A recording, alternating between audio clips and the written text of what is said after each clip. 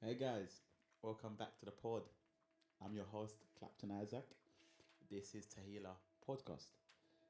Whew, this one's a heavy one. It is called Why Healing is Important, right? And I really want us to focus on this. It's gonna get uncomfortable, but I've always said we have to be uncomfortable before we get comfortable. It has to be not okay before it's okay. So within this episode, we're gonna dive through a lot of events that I've gone through, and I wanna kind of give you guidelines, and I wanna give you the practical things that I did that helped me heal and that helped me become the person that you see today, that inspires some of you, that challenges some of you today. So, healing. Oh, even thinking about it, healing is a subject that many profess to know, but many never really actually go on the journey of it. Healing requires you to confront you.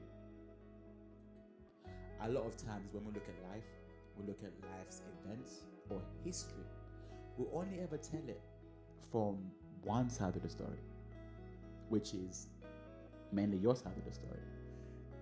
We never tell it from both sides of the story, and then the truth. The truth, you normally find it when you really look inward. That's what healing does. Healing is like a mirror.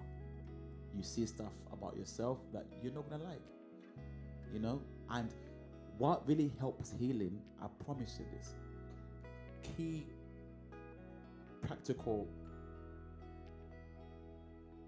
advice about healing is this. Number one, accountability. Self accountability, if I can make that word up, right? You have to take a level of accountability to most of the incidents or issues that have caused hurt in your life. Because I have to be honest, when I've had friends betray me, people speak about my name, my family, my character, people that we've invited into our home, we've broken bread with, we've made our home their home, and all sorts. The second they go outside, it's like they have amnesia, they forget, and then they start making up lies about you, and you hear about it. Before I can get into self-pity, which is what we normally do, I have to look and say, hey Clapton, it was you that invited them into your home. So the first person who's wrong is Clapton in this instance, because I brought that upon myself to a degree. You have to assess people. You have to, I think, in the previous episode or the episode to come, where I speak about friendship, right? I forgot to mention the importance of observation. You have to observe people. Take time to watch people, maybe for 6 months, 8 months, before you bring them into a personal space. So the first key towards healing is self-accountability. It's looking at the events that caused you pain and looking at the areas you played to inflict pain. Number 2, what's helped with healing was listening to Clapton. Most of the people that are broken or who are hurting, who are going through a tough time, you're listening to everyone else but yourself. That is self-damaging. You are destroying your self-confidence. You're destroying your self-esteem, because it's almost like the inner you is saying, hey buddy, hey friend, hey G, you listen to everyone else but yourself, but me. And that's something that Clapton spoke to me. I remember one time I was in my room and I broke down, and one of the things that I'm very good at, to a degree, is whenever I break down, whenever I feel an emotion, I don't dismiss it. I embrace it. I don't have to accept it. I embrace it. I assess it, and then I want to go to the root cause and say, where have you come from? Who brought you here? How did we get here where Clapton's crying? And I remember I heard myself say, you ignore me. You ignore me. You don't listen to me. You listen to everyone else but yourself. And I realized that most of my life, I was always valuing the voices of other people than the voice of Clapton. And when I began to realize the importance of listening to my voice, I'm someone that, if you know me or if you don't know me, as you get to know me, I'm very transparent. I'm very to the point. I'm very there. in your face. I want to be there, I realized that I wasn't being that to myself. I was being that to everyone else but me. So that helped me with healing. And let me walk you through my life so you can kind of get that I'm speaking from a place of history, a place of a level of credibility. I spoke about in the podcast that I did on the Vision podcast about the attack on my worship. And I think I even spoke about that in the intro podcast for what was called formerly The Moment. Now it's called Taylor Podcast, where I said a lot of people in church or in the church environment would almost ridicule me constantly to a degree. Let's call it spade for spade. Abuse me for how I worship, for how I chose to demonstrate my worship. My worship for non-believers is a way of showing gratitude, thanks, honest, reverence, awareness to a creator that you have almost chosen to be your God, which is for me Jesus, my faith, Christianity. And in church, I'll celebrate the victories of God the same way I'll celebrate a football goal, because I'll just be me. And that brought a lot of negative comments, a lot of kick him out, get rid of him, put him down here, put him back in the corner, whatever. And that really broke my heart. I said, God, I remember I cried one time. I broke down in church, and Luke and John, the two kids here, were there for me. In fact, they were going to go and fight the person that upset me. That was the funny part of the story. They were like, who was it? Let's go fight them. I said, no, it's okay, stand down. And that was the first time I've ever cried in church, not because of God's goodness. I actually cried because of what people are doing to me. Because the question was then, if I did not have the friendship that I have with Jesus, that I'm able to separate Jesus from man, I would have easily attached that behavior to Jesus. And the first thing that I went to Jesus, I said,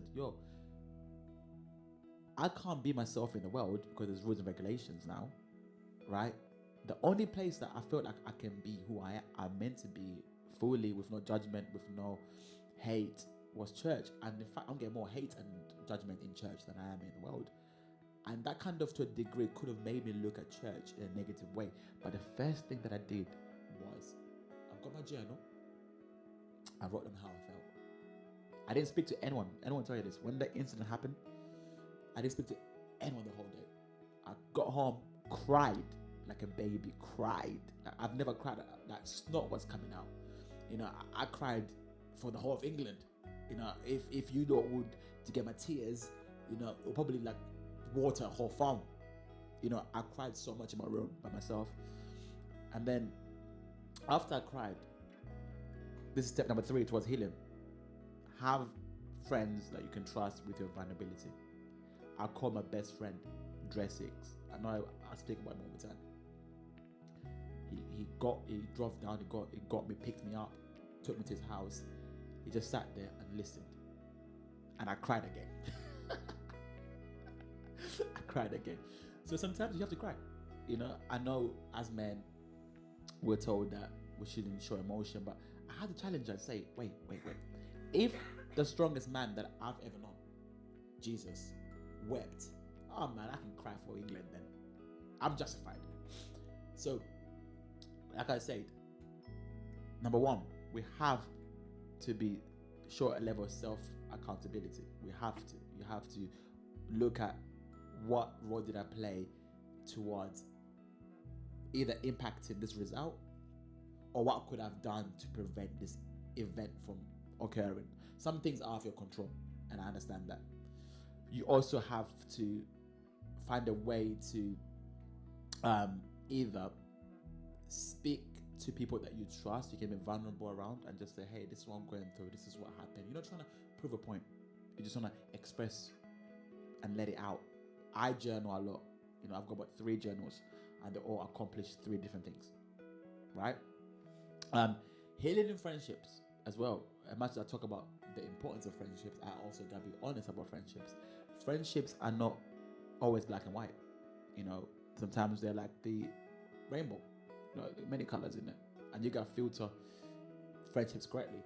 And one thing about friendship is this: you cannot carry a perception of an old friendship into a new friendship. So just because person A dealt with you this way, please don't filter person B based on person A's actions. You also have to heal from person A. So again, you go back to your whatever happened between you and person A. If you can reach out to them, reach out to them. If you can't, have a self-awareness conversation for yourself and say, hey, again, what did I do? Before you even look at them, ask, what did I do? What did I contribute? Look inward. Be accountable for your actions. And then if you want to vent it out, call that vulnerable friend that you can trust to express how you feel, right? Most of you know, I speak about this a lot. I've got the most amazing parents. You know, my mom, my dad, they sacrificed a lot for me to even be here, you know. However, to a degree, they kind of felt a bit absent and not really out of choice because they didn't have a choice. They had to work all the time, you know. I had to also deal with that because I missed out on many years of my parents, you know, many conversations, many lessons, you know, that I could have learned, you know. Won't go into detail for discretion purposes. But, like, I'll be honest with you, like, I learned to shave, like, literally, like, 2 weeks ago. Funny fact, I'm 28. Crazy, right? Crazy. I was in Turkey, right? And I used to have like a beard or whatever, or if you can call it that. And then one time I wanted to get a haircut, and then my barber just did me like a little goatee and a little mustache. I said, oh, I like this new Clapton. So I didn't know how to maintain the new Clapton. So I had to learn how to shave. So I just I got my mom to buy me a shaver. She didn't even know what she was buying it. She just brought it for me. She brought it, and then I went into the toilet, and then I had to do my own little tutorials. Again, that's something that my father could have taught me if he'd been present. However, I had to heal from that and say, hey, this did affect me, not having a present father all the time, because I had to learn how to do certain things at a later stage, or I almost felt like I started off at a disadvantaged position, right? So I had to almost deal with that. And what helped me to heal from that, I remember it was a conversation that I had with Jesus, which was this. He said that your parents are also healing from the traumas of their parents. I said, whoa. So maybe the people you're upset with, or people that are holding the healing, who you made them a stronghold, they're also people like you who also had bad experiences with their parents, and maybe they've not dealt with it, and it's not affecting you, which is not your fault. But once you look at it that way, it's easy for you to let go of the offense. It's easy for you to let go of the hurt. It's easy for you to heal, because you're not understanding that your parents are not inflicting this pain on you out of choice. They're also going through their own pain. And maybe unlike you, they never had a podcast to vent it out. They never had friends like I've got, like Dre, Shanice, Destiny, Doris, Shella, that you can go to and say, this is how I feel, this is what's going on, how do I navigate this? Or people that are family, like Uncle Charles, Uncle Greg, Auntie Pam, Auntie Mum Michelle Shinners, people that I can just call anytime and say, this is what I'm going through. This is what's affecting me. This is what's bothering me.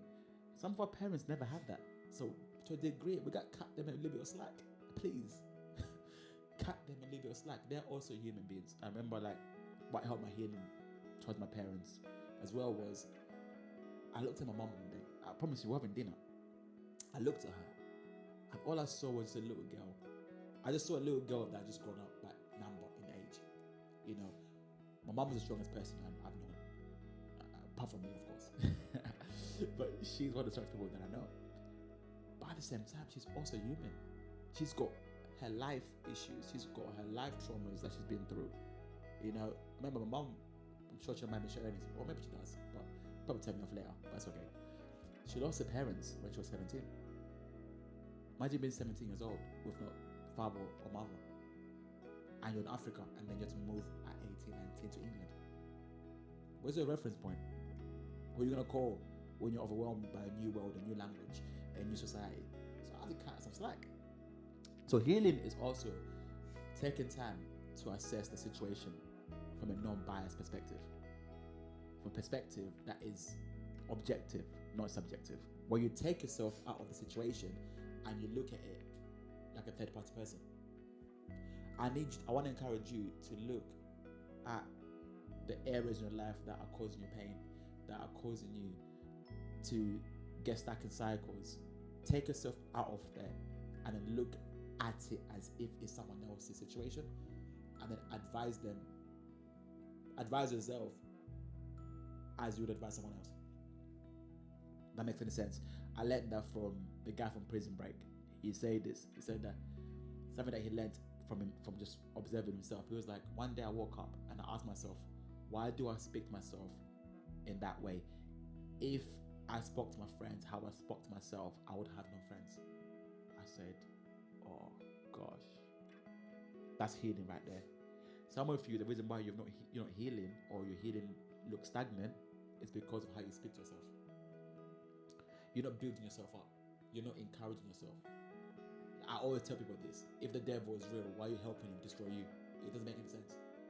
Like, the devil's job is to destroy you, is to accuse you, is to say all the negative stuff about you, is to tell you everything and anything that could be wrong with you, and that it's not wrong with you, and he'll lie about it. And you're gonna join him to point fingers at you. How are you gonna heal? How is the inner you gonna rise up? So that's something I want to focus on about healing, is that I need you to become your best friend. I need you to speak to you like you'd speak to your best friend. If you value your best friend, that is, or your child, if you value your child. Whatever you value the most, the very thing that you speak to with utmost respect, I need you to speak to yourself with the same level of reverence and respect. I'll close this chapter on healing on this. I said this on my Twitter a long time ago. That was 8 years ago, and I left Twitter. I said, your friendship with God is reflected in your friendship with others. The same way Jesus' friendship with God was reflected in his friendship with us. So, if you're someone that's in faith, I don't judge your friendship with God based on what you say to God. That's too easy, because anyone can say anything good to God. I judge your friendship with God based on how you treat yourself, one, and number two, on how you treat others around you, two. So I hope you've learned something important today about healing. I'm going to probably do a part 2 on this and go a little bit deeper into my life experiences, into the stuff that I've faced, that have shattered me. Like I said, practical examples. Get a journal. If you have to go and see what they call the shrink, what they call the therapist, the right word for them, the therapist. Go and see one. There's no shame in that. Go and see one. If you got friends that you can trust and rely on, speak to them. Be vulnerable. If you're a man, it's okay. Call me and cry. We'll cry together. And then after that, no one ever has to know. It will stay between our man cave. Number 4, vent, man. Get your iPhone and let it out. Boil it in will do more damage to you than any good. So I've been your host, Clapton Isaac, as always. And this has been the Podcast. Hope you enjoyed it.